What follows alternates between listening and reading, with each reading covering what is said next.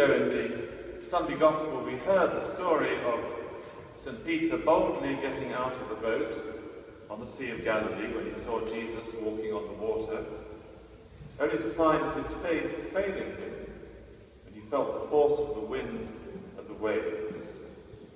We heard how in his despair, as he began sinking, he cried out, "Lord, save me!" And Jesus came to his rescue. And in today's Gospel, it's as if Jesus applies the same lesson to Peter, not just as an individual, but as the future leader of the church, the first pope. He seems to be saying to him and to us, just as you were buffeted by the storms on the Sea of Galilee and feared the worst, so will the church that you are to lead go through many storms. Storms so strong at times that you will fear it cannot survive. When that happens, remember that it does not depend on your personal qualities, which may well let you down. It depends on my promise to be with you till the end of time. So have faith in me that my church will never be defeated. Just as when you had faith in me on the lake, you found you could even walk on water. In fact, the church has often been compared to a boat, the ark of salvation, like Noah's ark, in which all those who sheltered in it were saved when the flood waters rose. The waters which continually threaten to capsize this boat are a symbol not just of the destructive power of nature, which we're all too aware of in these times of climate change, but of the power of Satan and the underworld, which is continually fighting against Christ and his church, but can never overcome him. It's very easy to be pessimistic about the church in times like these, to dwell on all her faults. When we recite the Creed every Sunday, or indeed make our baptismal promises, as will shortly be done after this homily, we can all dwell very lovingly on the first part of the Creed. It's all fine. I believe in God, the creator of heaven and earth, yes. I believe in Jesus Christ, born of the Virgin Mary, who suffered and died for us, tick. I believe in the Holy Spirit, and so on. But then comes that phrase, I believe in the one holy, Catholic, and Apostolic Church. Oh dear, do we believe in the church? We might realize when we say that suddenly we're talking about ourselves. We're talking about an institution which perhaps has caused us pain, maybe by the unhelpful attitude we've encountered in a priest, or the gossip and unfriendliness of people in a parish, or the bureaucratic procedures we have to go through to get our children baptized or our marriage annulled.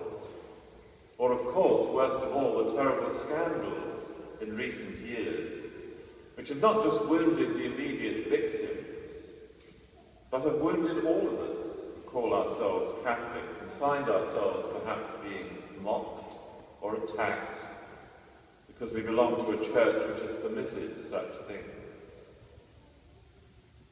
When all is said and done, however, to be a Catholic means to love the church, and to love her as our mother, however ashamed or saddened we may be by her faults. And precisely because we love the church, we always seek her renewal. Any criticism we level against the church must sooner or later turn to a desire for this renewal, and it must be accompanied always by prayer, in which we seek to return to our origins, in passages like this Gospel we have heard, where we remember that it is Christ's church, not ours. And we must ask ourselves not how do we think we are doing, for example, in our parish, but how does Christ see us? What does he want us to be like? Not how can we make ourselves more acceptable to the modern world by adopting all sorts of gimmicks or popular changes, but how is the Holy Spirit, who set the church in motion on the day of Pentecost and dwells in her as in a temple, how is he renewing the church in our day, and how can we cooperate with him in this? And this is actually one of the most important things to realize about the church. But right from the very beginning, it has always needed renewal. It's at least some consolation to look back over history and to realize that things have often looked bleak in the church's history.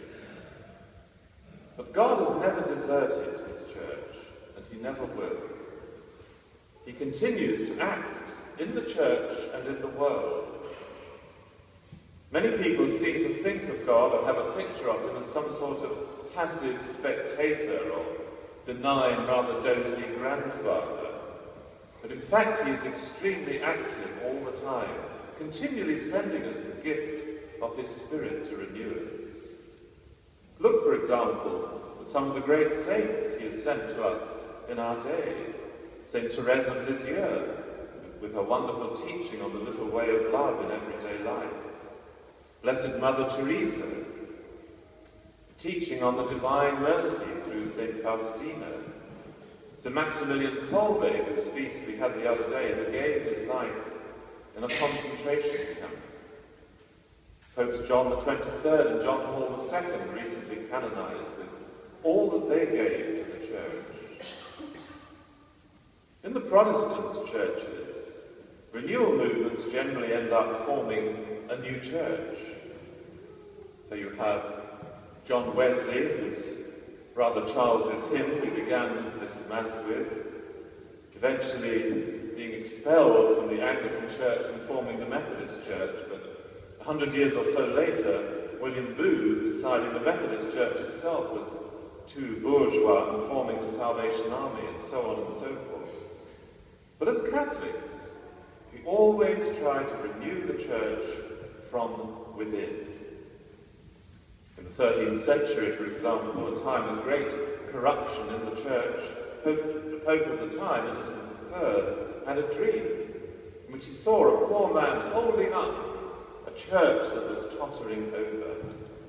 He came to recognize this as a vision of St. Francis of Assisi, whose new order, Franciscans, he recognized as a great force of renewal in the church, which, of course, it continues to be. Most of us may not be called to join a particular movement like that, but one place we can all start in renewing the church with God's help is in our own families. Family has often been called a domestic church, a little cell of the church. So as we baptize a large part of one family today, a mother of 3 children, it's a good time to ask ourselves about our own family life as Catholics. Do we take time to pray together in our families? Indeed, do we give sufficient time to each other at all? Someone has rather pointedly said, it's not quality time that children need, it's quantity time. Do we treat each other in our family life as Christ's followers should, making an effort to encourage each other to follow the way of Christ rather than adopt, perhaps unconsciously, the values of the world, which are such a powerful force around us that cannot bring true joy? Do we create rituals in our family life? Saying grace at meals, for example, very simple ones, or praying at bedtime. The more we can do all this, the more the church itself will not just survive the storms, but increasingly shine out to the people of our time as the only true refuge and place of hope in a world that has lost its way and is incapable of bringing true peace and happiness as only Jesus Christ can.